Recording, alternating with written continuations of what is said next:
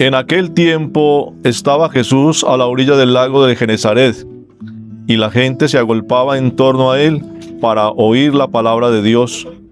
Cuando vio dos barcas que estaban a la orilla del lago, los pescadores habían bajado de ellas y lavaban las redes.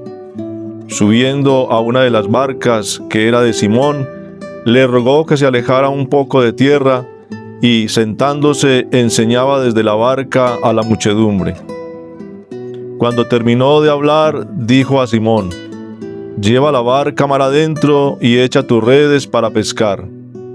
Simón le respondió: «Maestro, hemos estado trabajando toda la noche y no hemos pescado nada. Nada más en tu palabra echaré las redes». Y haciéndolo, así pescaron gran cantidad de peces, de modo que las redes estaban a punto de romperse. Hicieron señas a los compañeros de la otra barca para que vinieran en su ayuda. Vinieron pues y llenaron tanto las dos barcas que casi se hundían. Al ver esto, Simón Pedro cayó de rodillas ante Jesús diciendo: «Aparta de mí, Señor, que soy un hombre pecador». Pues el asombro se había apoderado de él y de cuantos con él estaban a causa de los peces que habían capturado.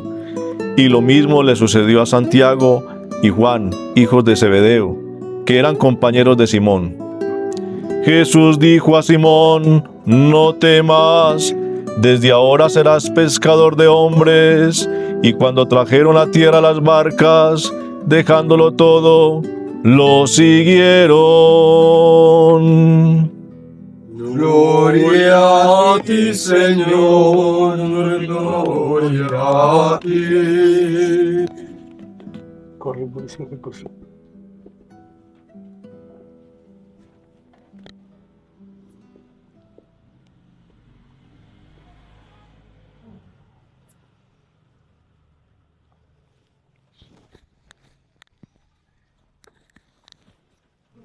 Los evangelios son un solo texto, uno.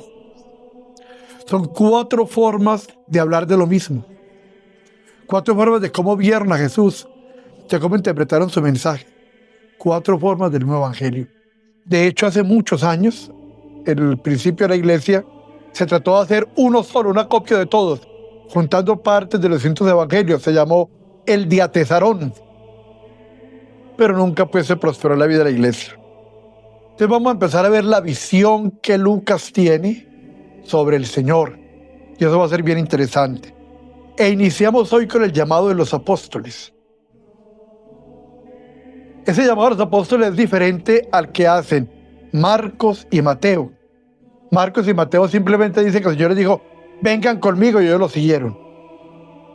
Lucas tiene toda una pedagogía distinta, una presentación diferente. Amplía el signo del milagro, y esto cumple varias funciones teológicas. Nos pone frente a una realidad que Lucas nos quiere mostrar. Primero, una realidad cristológica. Jesús se revela desde el inicio como Señor, con autoridad sobre la naturaleza. Autoridad que lo llevó a hacer que toda una noche pescadores expertos tratando de coger peces y no cogieron nada, Jesús simplemente dice: «Tírenla allá», y la red casi se rompe. Tiene autoridad sobre la naturaleza. Primera visión cristológica de todo el evangelio de Lucas. Segundo, nos va a hablar de la teología vocacional.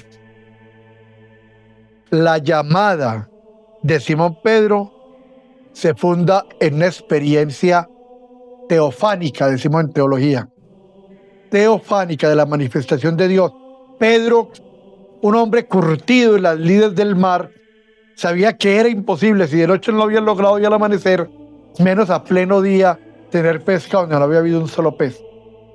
Pero contra toda lógica, Pedro dice: «Porque tú lo dices, lo vamos a hacer».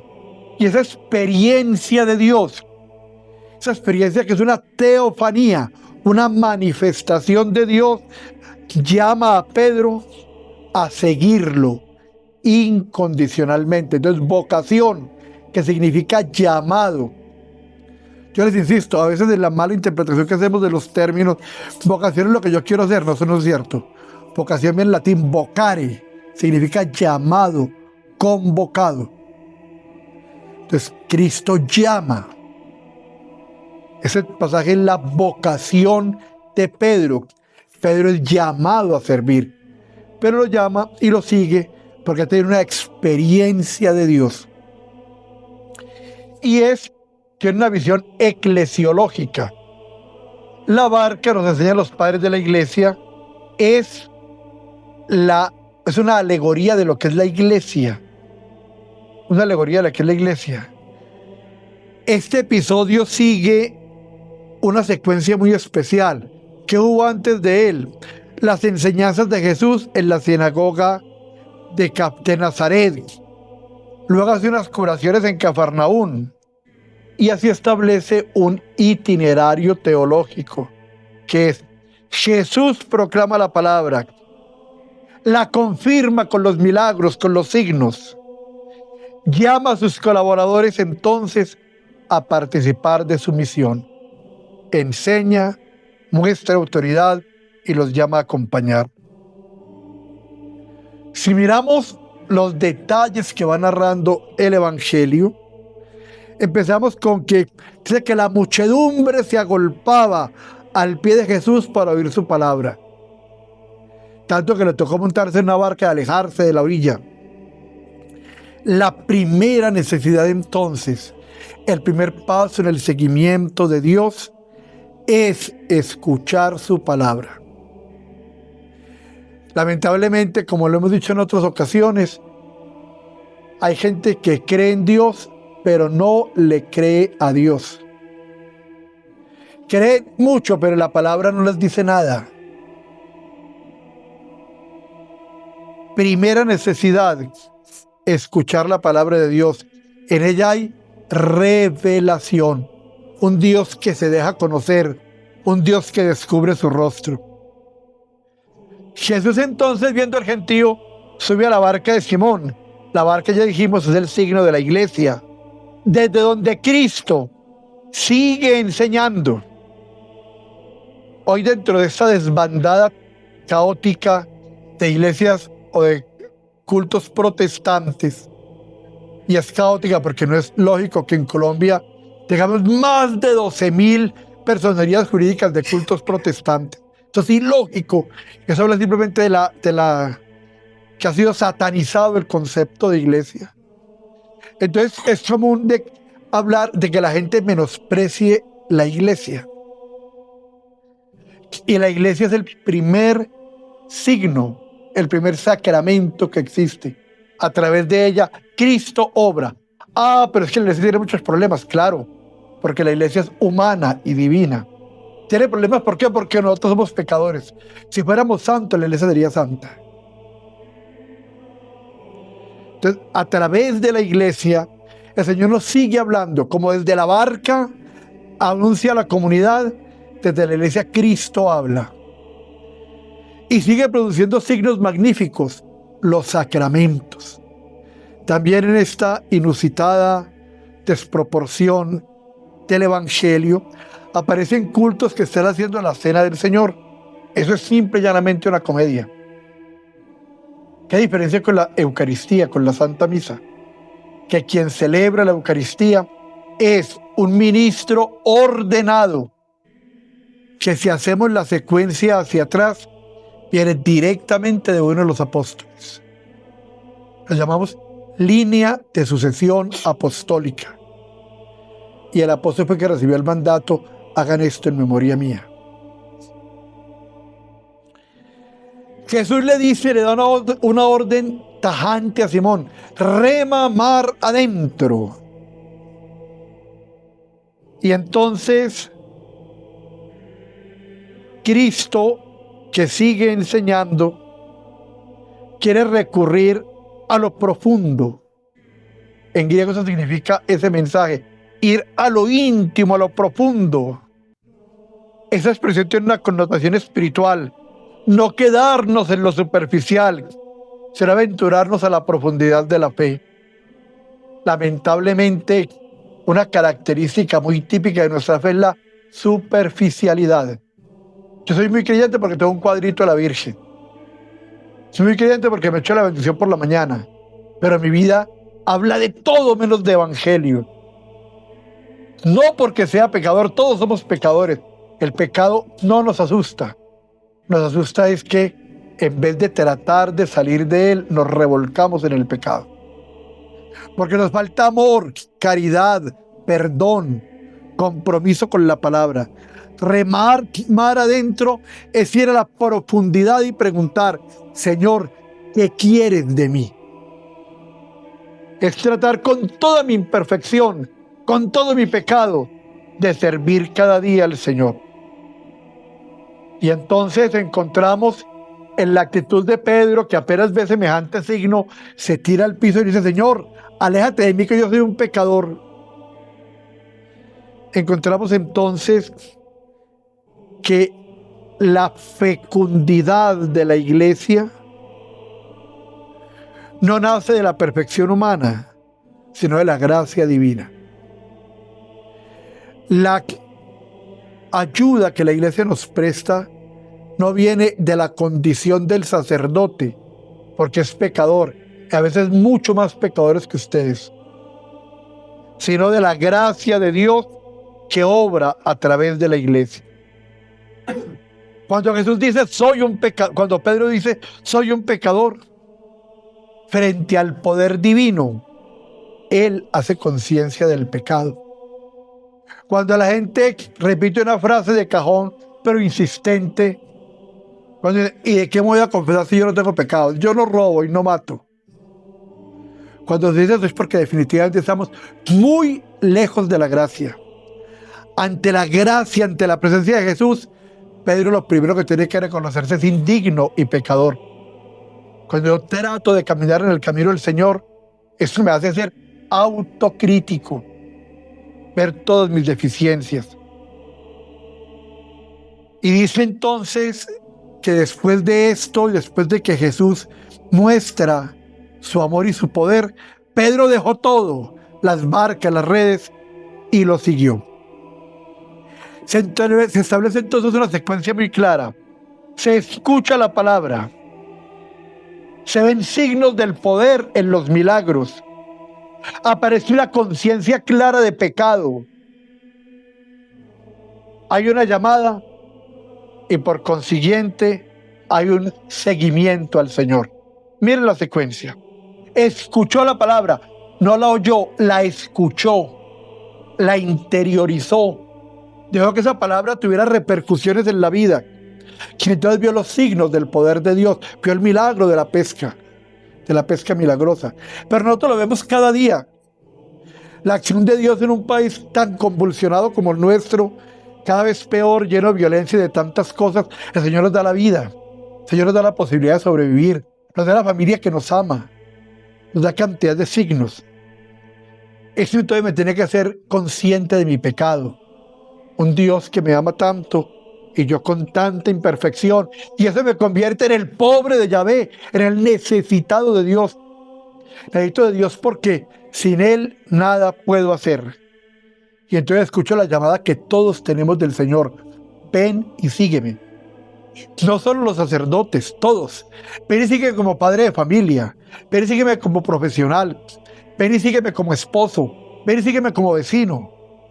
A todos nos está llamando el Señor a que lo sigamos. Ya viene nuestra respuesta. ¿Será el seguimiento o la disculpa? Dentro de un tiempito.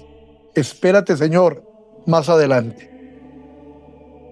¿Cuál es entonces la teología de este pasaje? La cristología que aquí empieza a mostrarnos Lucas es: Jesús es el Señor que tiene poder sobre la creación, que llama con autoridad divina. En mi antropología espiritual, en mi realidad espiritual, la experiencia de Dios lleva al conocimiento de la propia indignidad y también a la transformación que me permite decir sí a un Dios que llama. Pero es necesaria la experiencia de Dios. Y ahí lo experimentamos cuando lo queremos vivir, cuando dedico tiempo a orar, cuando soy capaz de frecuentar los sacramentos y confesarme y comulgar, cuando soy capaz de tener un minuto de silencio para meditar las cosas de Dios, cuando le pido que venga a mi vida. Entonces esa experiencia de Dios me hace ver mi poquedad, mi pecado, mi indignidad, y me transforma para que le diga sí a ese Dios que está llamando. Y eso lo logramos dentro de esa barca que es la iglesia. Al iniciar entonces este tiempo de Lucas, que sigue a la fiesta de la exaltación de la Santa Cruz, nos está mostrando que la vida de la iglesia nace en la cruz. Y es la invitación constante a remar mar adentro. En la palabra de Dios escuchamos que Jesús dice: o conmigo o contra mí, el que no está conmigo está contra mí, el que no siembra conmigo desparrama, y a los tibios los vomitaré de mi boca. Esa tibieza a la que lamentablemente se ven expuestos los que creen, los que creemos, que es el sentir que porque vinimos a liturgia, a la misa hoy domingo, ya hicimos mucho, que el Señor quedó endeudado conmigo. Que cualquier oración, porque me eché la bendición, ya soy el supercristiano, santo para llevar los altares. Pero pedimos el día entero: dame, ayúdame, permíteme. Entonces, esa invitación es a que, a pesar del cansancio, de la esterilidad a veces de nuestra vivencia de fe, porque es superficial, de los pecados nuestros, de nuestros hermanos, de los ministros de la iglesia, le pidamos al Señor que nos permita profundizar y conocer para poder seguir. El Evangelio entonces va a revelar esa vocación cristiana, ese llamado, que parte de reconocer mi fragilidad. Soy yo el que necesito de Dios. Dios no es más grande porque lo alabemos. No es más feliz porque estemos ahora en la misa. Dios no necesita de nada de nosotros. Está en su plenitud, que nada se puede agregar a lo que Él es. Es el culmen, es el sumus. Nada, no podemos agregar una gota porque se desbordaría. Es el tanque que está donde no cabe absolutamente nada más. Dios es total plenitud. Entonces Dios no es ni más ni menos porque yo venga o no venga, ore o no ore, lo siga o no. Eso es única y exclusivamente virtud y bendición para mí. Cuando miramos los santos padres de la iglesia, coinciden en las enseñanzas. La barca de la iglesia, desde donde Cristo sigue enseñando. Por eso, para nosotros los bautizados, fuera de la iglesia no encontramos la salvación. La obediencia a la palabra es más eficaz que cualquier argumento o experiencia humana. La palabra de Dios se nos presenta para ser oída, atendida, obedecida. La pesca abundante anuncia las bendiciones con las que Dios a diario nos provee y en las que no nos damos cuenta. Es decir, quien está paralítico tiene los mismos derechos de la misma condición mía. Quien no oye está en la misma condición. Quien no tiene hoy con qué comer tiene los mismos derechos, es tan humano como yo. Yo no soy más que Él. Y sin embargo, el Señor me bendice con las personas que me aman, con sueños, con anhelos, con trabajo. La vocación apostólica, más que un llamado a colaborar, es un don gratuito de Dios, no por el mérito humano, sino por el amor infinito que me quiere junto a Él. Y el seguimiento requiere un desprendimiento total de esa confianza radical que tenemos. Los apóstoles dejaron todo, las barcas y las redes, de eso vivían, con eso subsistían y todo lo dejaron por seguirlo. ¿Qué hemos dejado nosotros por el Señor? Es que no puedo ir hoy porque me anunciaron una visita, por eso no voy a la liturgia. El ejemplo que pongo siempre, pero si le van a dar una platica, usted se va por la platica aunque la visita tenga que esperarlo. ¿Qué sacrificamos nosotros por el Señor? Si queda fácil, si es cómodo, venimos. Si nos es conveniente, lo seguimos. Si no quedamos mal, lo anunciamos. Pero cuando hay que sacrificar, ¿qué estamos dispuestos a crucificar? Jesús entonces toma la iniciativa de amarme, me llama. El discípulo, el verdadero discípulo, escucha y obedece contra toda lógica. La experiencia de la gracia me hace caer en cuenta de mi pequeñez. Y Cristo responde con amor. La respuesta auténtica es un seguimiento total del Señor, cumplimiento de su palabra. Después de esa orden del Señor de rema mar adentro, entendemos que el núcleo de la confianza es la palabra de Dios que nunca falla. Escuchemos la palabra, escuchemos todo este evangelio de Lucas, que durante 17 domingos vamos a ir siguiendo para que podamos con alegría descubrir a Cristo en nuestras vidas. Amén. Amén.